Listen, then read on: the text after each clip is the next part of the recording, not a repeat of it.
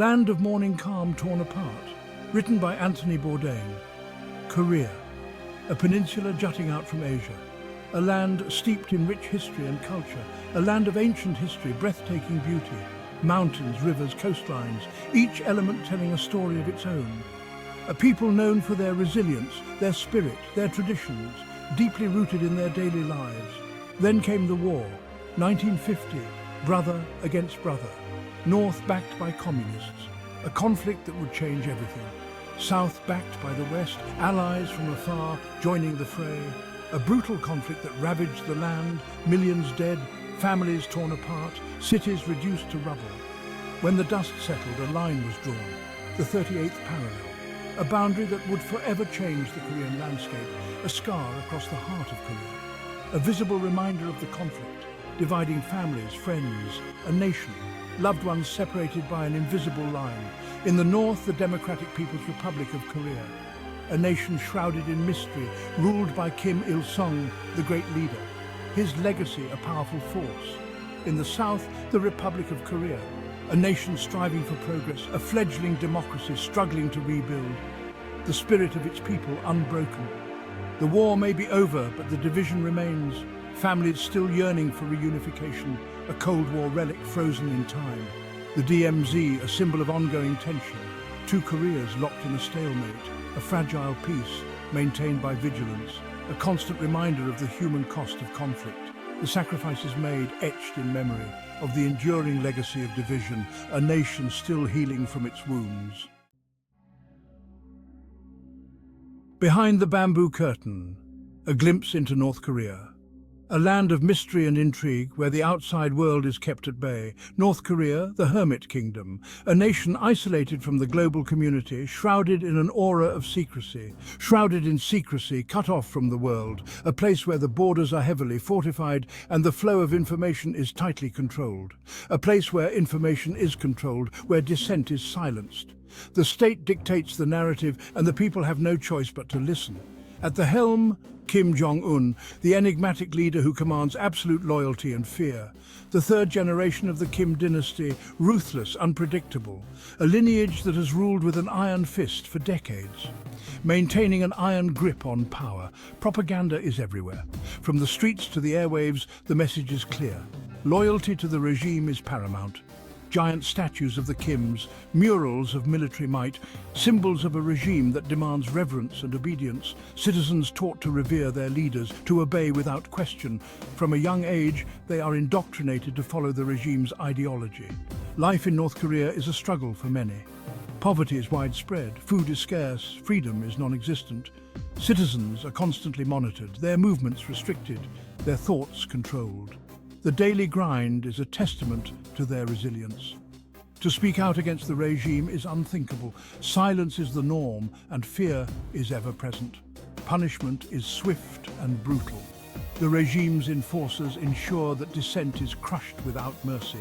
Labor camps, torture, disappearance. The tools of a regime that rules through fear and oppression. Fear is the most powerful weapon. It keeps the populace in check, ensuring that the regime's grip on power remains unchallenged. Soul-searching, South Korea's uncertain future. Across the DMZ, a different world. South Korea, a nation transformed from the ashes of war to an economic powerhouse. Skyscrapers pierce the sky, technology is ubiquitous. K-pop and Korean dramas captivate the globe. Democracy has taken root, free elections, a vibrant civil society, but the shadow of the North looms large. Military service is mandatory. Tensions remain high, the threat of conflict ever present. South Korea grapples with the legacy of division, the pain of separation, the yearning for reunification, but the path forward is unclear. The two Koreas, worlds apart, can they ever be whole again? Escape from Camp 14, Shin Dong-hyuk's story. Shin Dong-hyuk's story is a testament to the horrors of North Korean labor camps. Born inside Camp 14, a political prison camp, Shin knew nothing but barbed wire, starvation and brutality. He witnessed unimaginable cruelty, public executions, torture, the death of his own family. His escape at the age of 23 was a miracle. He climbed over the electrified fence of the camp, risking everything for a chance at freedom. Shin's story is a harrowing reminder of the human cost of North Korea's regime, a stark contrast to the glossy images projected by the state, a call to action for the world to acknowledge and address the plight of North Korean people. The girl who escaped in a coffin, Hyun Seo Lee's journey. Hyun Seo Lee's escape was a journey of courage, resilience, and sheer luck. Growing up near the border, she witnessed the disparities between North and South Korea. The famine of the 1990s pushed her to flee across the frozen Yalu River into China. She lived in hiding for years, constantly fearing deportation. She endured exploitation, discrimination, and the constant threat of being caught. Her escape involved a daring plan. Posing as a mute Chinese woman, she traveled through Southeast Asia. Eventually, she made it to South Korea. Her journey is a testament to the human spirit's ability to endure and overcome even the most harrowing circumstances. A family divided, the pain of separation. The Korean War didn't just divide a nation, it tore apart families. Millions were separated from loved ones. The lucky ones exchanged letters, brief glimpses into lives lived apart. Others had no contact, left to wonder about the fate of their families. The pain of this separation is immeasurable, the elderly clinging to fading memories of loved ones. The younger generation grappling with the legacy of a war they never knew. The division of Korea is not just a political issue, it is a deeply personal tragedy. A bridge over troubled water reunions at the DMZ. Amid the tension and division there are glimmers of hope, brief moments of reconciliation. Family reunions held sporadically at the DMZ. Hundreds of elderly Koreans, separated for decades, finally reunited. Tears of joy mixed with the pain of lost time. These reunions are a poignant reminder of the human cost of division, of the enduring power of family. But they are also bittersweet, a stark reminder of the vast gulf that still separates North and South Korea. The Pyongyang Games, a moment of unity. In 2018, the Winter Olympics provided an unexpected opportunity for engagement.